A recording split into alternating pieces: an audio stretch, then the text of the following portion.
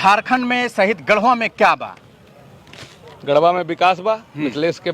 बयार बा, जनता मन बनैले बा कि फिर सदन भेजे के बा और ऐसे भेजे के बा कि 2.5 साल में जब इतना काम किलन तो अगला 5 साल मौका मिली तो जो पाइपलाइन में योजना बा वो धरातल पर उतली तो गढ़वा और बदली। आने वाला भविष्य के निर्माण खातिर, अपन बाल बच्चा के अधिकार खातिर, आने वाले जनरेशन निर्माण खातिर फिर मिथिलेश के जितावे लबा और विधानसभा में भेजे लबा।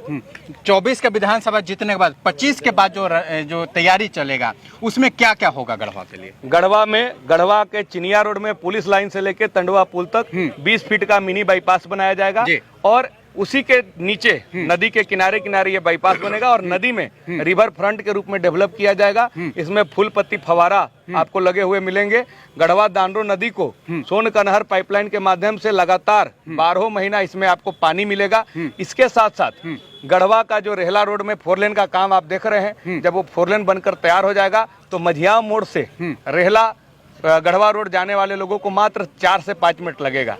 हमारा कृषि महाविद्यालय के कैंपस में 15 करोड़ की लागत से इंडोर स्टेडियम बनकर तैयार हो रहा है, जिसमें टेबल टेनिस, वॉलीबॉल और बास्केटबॉल, स्विमिंग आदि की फैसिलिटी होगी। तो जो हमारा आने वाला जनरेशन है वहाँ पे अपनी तैयारी कर सकेगा और यहीं से लोग ओलंपिक में भाग लेंगे और हो सकता है कि गढ़वा का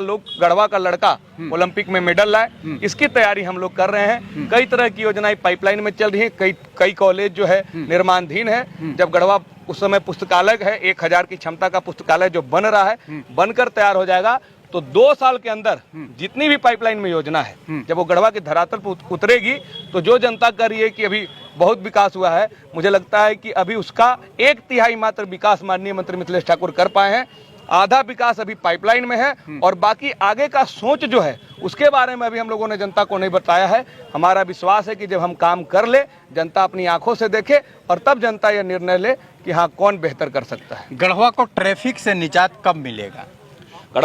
गढ़वा को ट्रैफिक से निजात के लिए ही बाईपास का निर्माण कराया गया है और यहाँ ट्रैफिक के नियम के अनुसार भी कई चौक चौराहा पे रूट मैप तय किया गया है कि कौन किधर से आएगा और किधर से जाएगा। इसके साथ साथ जब आपका 4 लेन बन के तैयार हो जाएगा, मझिया मोड़ से लेके रेहला गढ़वा रोड संखा तक, उसकी मझिया रंका मोड़ से लेकर खजुरी तक, यानी कि आप जो रंका मोड़ से कचहरी वाले रास्ते में जाते हैं, जब वो 4 लेन बनकर तैयार हो जाएगा तो अपने आप जब डबल लेन की सड़कें हो जाएंगी तो ट्रैफिक से निजात मिल जाएगा। जब आप यहाँ से जीत रहे हैं, झारखंड में आपकी सरकार बनेगी, 2024 से 2029 तक गढ़वा कैसा नजर आएगा? मुझे लगता है कि जो 2.5 सालों में माननीय मंत्री मिथिलेश कुमार ठाकुर जी ने काम किया है, उनको अगर और 5 साल मिल जाए तो अभी तो विकास पुस्तिका 30 पन्ना का है, जिसमें पर्यटन, शिक्षा, संरचना, सड़कें आदि के बारे में उसमें बताया गया है। अगर लगातार वो 5 साल रह गए और हमें काम करने का मौका मिला तो मैं आपको दावे के साथ कह रहा हूं कि गढ़वा में कच्ची सड़क जो हम 1300 किलोमीटर बनाए हैं, अभी भी 1500 किलोमीटर सड़क बकाया है। कहीं भी आपको गढ़वा में कच्ची सड़क देखने को नहीं मिलेगा और गढ़वा की संरचना इतनी बदल जाएगी कि गढ़वा में कोई घुसेगा तो इसको जमशेदपुर से तनिक भी कम नहीं आकेगा। 1947 से लेकर अभी तक जो है रिपोर्ट कार्ड कहीं भी शायद दर्ज नहीं किया गया, मेरे द्वारा ये काम किया गया। रिपोर्ट देने का क्या मतलब है लोगों का बीच में? ये गढ़वा रंका के विधायक जी आपको दिए, जो मंत्री जी, जब जनता ने आशीर्वाद दिया था तो आशीर्वाद के दौरान विजय जुलूस में रंका मोड़ पर माननीय मंत्री मिथिलेश ठाकुर जी ने कहा था कि जनता ने हमको कांटों से भरा ताज सौंपा है और उसके बाद से उन्होंने कहा था कि इस जिम्मेदारी को निर्वहन करना मेरे लिए भी एक चैलेंज है। आज उन्होंने कोरोना काल के बावजूद भी, 6 महीना मुख्यमंत्री के जेल रहने के बावजूद भी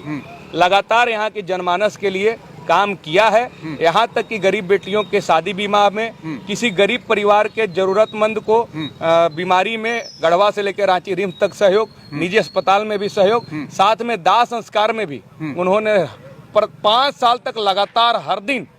पूरे विधानसभा में हमको लगता है सैकड़ों जगह हर दिन 150 लोगों का सहयोग होता था। और उसके बाद इस तरह की जो विकास कार्यों किए हैं तो उन्होंने एक रिपोर्ट दिया जनता को कि आपने जो मुझे जवाबदेही दी थी, आपने मुझे जो सेवक चुना था, इस तरह से हम आपकी सेवा करते हुए जो जनता का 1-1 रुपए है, चाहे वो सरकारी पैसा हो, चाहे वो विधायक निधि की राशि हो और यहाँ तक कि निजी कोष का भी किस तरह से इस्तेमाल किया है, वो जनता के बीच एक तरह से रिपोर्ट कार्ड उन्होंने सौंपा है कि जनता पढ़े और निर्णय ले कि उन्होंने जिसको जिम्मेदारी थी, जो जिम्मेदारी हमें दी थी, उस पर हम कितना खरा उतर पाए।